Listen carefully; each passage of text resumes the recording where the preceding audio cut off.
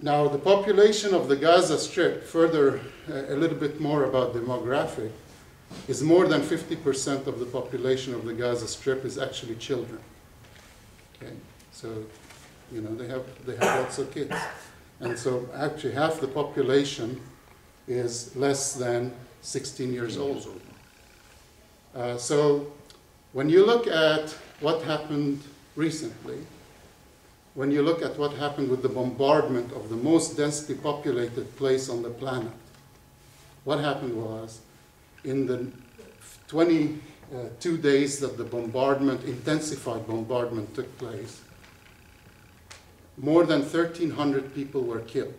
More than 1,300 civilians were killed, of whom 400, over 400, were actually children. Okay. It's almost a reflection of the demographic distribution of the population. So this is very important to understand if you want to know what were the goals of this invasion, this attack on the civilian population. Understanding the demography is understanding one of the objectives of this attack.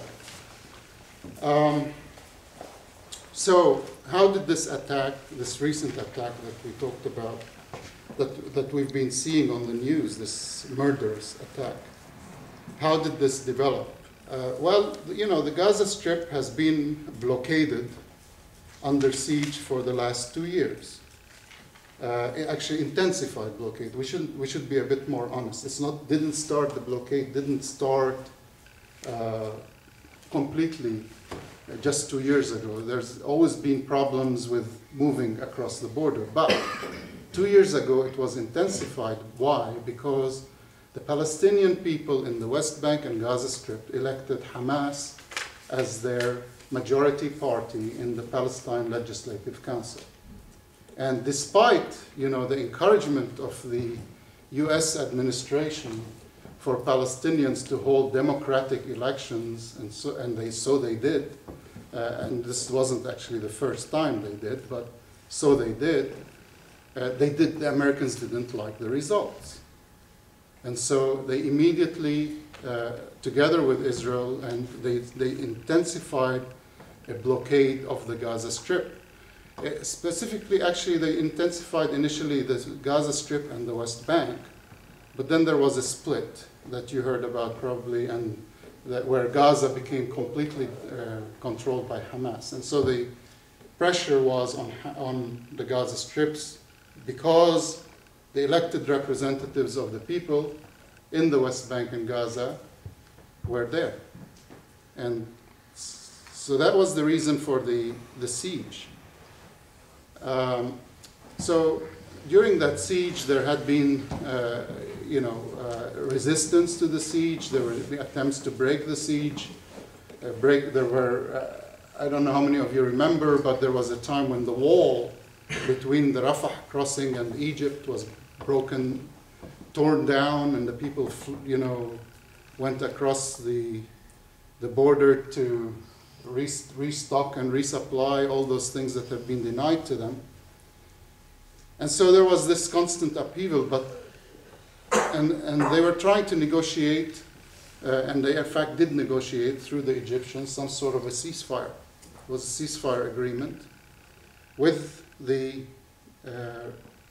ruling government in the Gaza Strip.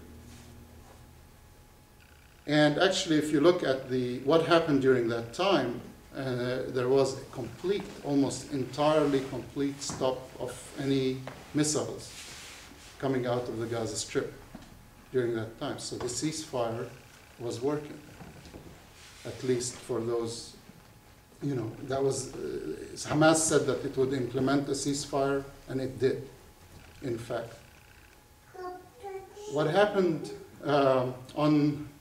what happened to break the ceasefire?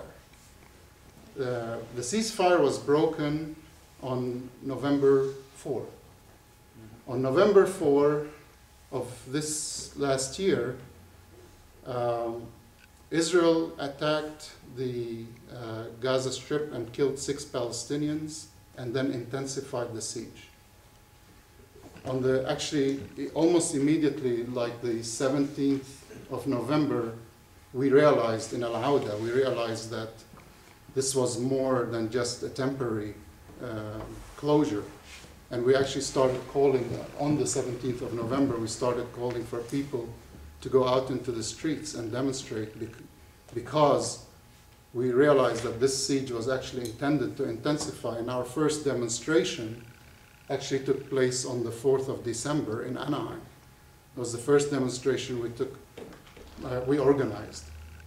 But on the 27th of December, what happened was that the Israelis started bombing, an aerial bombardment of Gaza.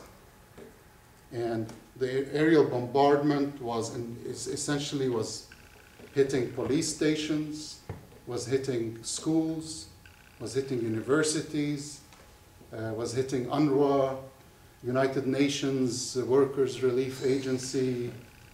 Is that what it stands for? That takes care of Palestinian refugees, was hitting their stores, of food stores.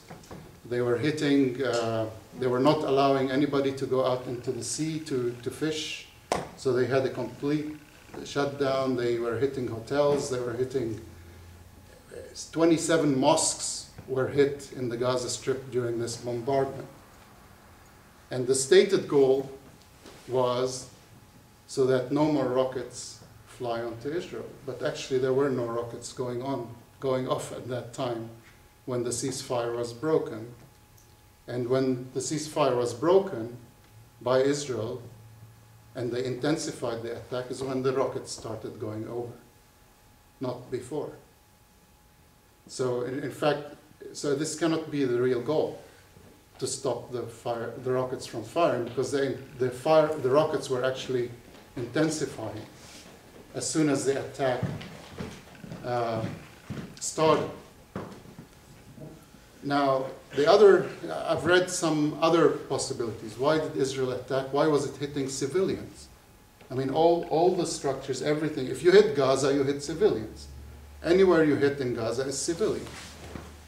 So what is the goal? What was the goal? I mean, you read Norman Finkelstein. Norman Finkelstein is an American Jew who's considered controversial among Jewish circles because of his disdain, if you like, for what Israel does. And his analysis, if you read his analysis, he argues that Israel just needed to show its power to the Arabs because they forgot how powerful Israel was. I don't think I buy into that argument too much. I mean, one hears a lot of other explanations, and there's probably some truth to them, but I don't think so. I think the reason they hit is this. They hit civilian infrastructure. They hit civilian population, and the borders, remember, were sealed, so people couldn't run away. So I think there were two goals to this. One, kill as many civilians as you can. Two, destroy infrastructure.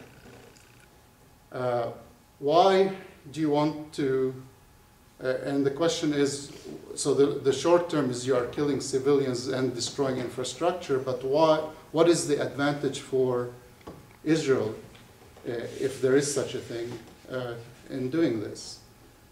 I think that we have to look at what happens in the West Bank to understand this, but fundamentally, Israel wanted to impoverish the Gaza Strip even further. And so the long-term goal was to use its allies and its supporters, actually later, who are going to rebuild Gaza for us, right, with their money, to trade rights for money. That's what they want. To trade, that's the long-term goal. So they wanted the people, that's what I'm proposing to you, and you can argue with me. What they want to cause is the most acute damage to the population, infrastructure, and to the population itself in Gaza, in order so that later they can trade rights for money. That's what I'm proposing, and you can argue with me. I welcome it. And so part of that, as part of that strategy, I think, is actually they believe that doing so would in fact hurt the resistance.